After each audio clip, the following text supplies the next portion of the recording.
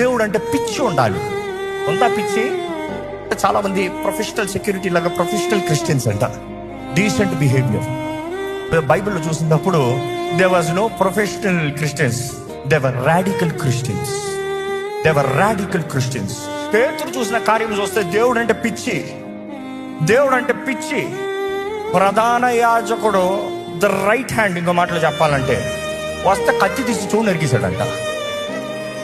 అంటే ముందు వెనకాల ఆలోచించలే. అక్కడ కానీ యేసు ప్రభు మాత్రం ఆయన చెవు మరలా అంటించి ఉండకపోతే ఏమై ఉంటుంది అనుకుని చూడండి. But yet Peter was radical.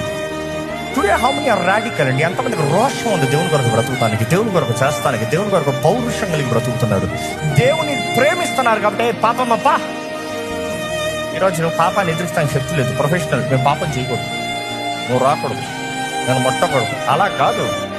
దేవునికి విరోధమైంది కనబడినప్పుడు కెన్ యూ స్టాండ్?